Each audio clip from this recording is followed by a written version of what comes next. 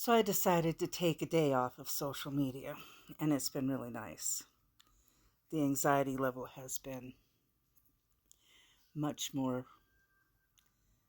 relaxing, and I haven't felt as stressed out. It's hard to feel normal and just feel relaxed with all the bullshit that's going on in our country. In particular, all this stuff with Epstein, because um, I am a survivor, not savior, what the hell. I am a survivor of childhood sexual assault. And um, it's been very triggering for a lot of things to me. I've had a really hard time this past week. Um, One of the things is that although my abuser was a man, in listening to some of the survivors from the Epstein and Trump abuse talk about Ghislaine Maxwell, a lot of the things that she said when she was getting them into what was going to happen to them were things that my abuser said to me. So it's been incredibly hard for me. People not listening to victims and believing them is also something that has, it's just so upsetting to me. I know how that feels, even though, I'm older than any of these victims. I was younger than them when I was a victim. I was 4 and 5 when I was assaulted. When I finally got around, and I was an adult, I was married and expecting my second baby when I finally told my mother. And she didn't believe me. She denied that it happened, said I made it up. It was not true. That's devastating. It's devastating because it is so hard to tell. And my mother and I never really had a good relationship anyway, but that dealt it a very, very big blow. And even when later, when she got around to saying that she remembered a lot of things about my behavior at that time, then she started to believe me. But by then, the damage was already done. And I found it very hard to trust her, and I wouldn't talk to her anymore about what had happened to me. My husband, on the other hand, never doubted it, and I think that's because there were certain signs when we first got together that there was some shit I was dealing with, but he didn't give up on me. So when I listen to these young ladies and I hear all the bullshit that Trump is saying and the possibility of the stuff that Ghislaine Maxwell is going to say, and she's out for self-preservation just like Trump. You can't believe either of them.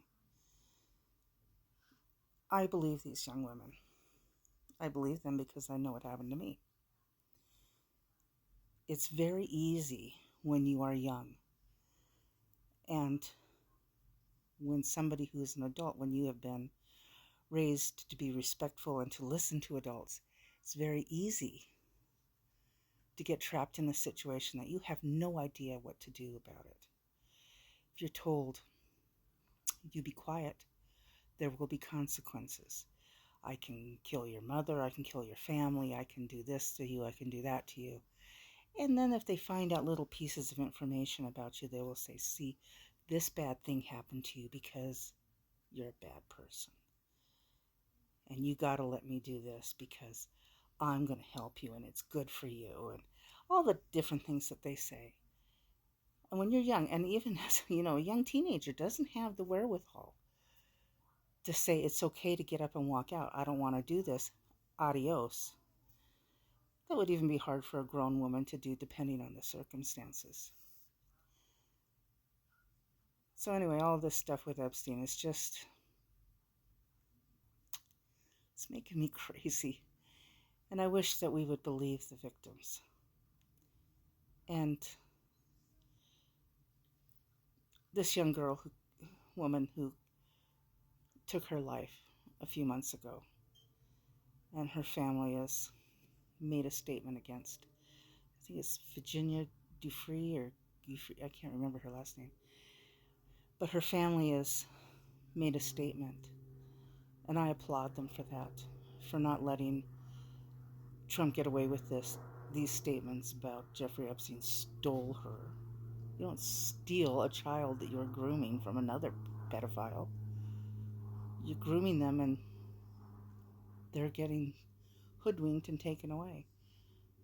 And simply because she is no longer here to voice her own concerns, her family is picking up that and doing it for her, and I applaud them for that. We shouldn't either let her voice go unheard and unremembered. None of these victims. Ghislaine Maxwell does not deserve anything except what she's gotten and then some. She deserves to be in prison. She deserves not to breathe free air. And that's where Trump belongs to. This is a party that protects pedophiles. One of my big problems with the Mormon Church has always been that they also protect pedophiles, and it was one of the many things that led to my leaving. So stand up and speak out. And think about it, how easily it could have been if it was your daughter, your sister, your cousin, or a friend of yours. It could still happen. It's not like sex trafficking stopped when Epstein died. So be aware. Be aware. If a young girl says something to you, don't discount it. Believe her, and then do something about it.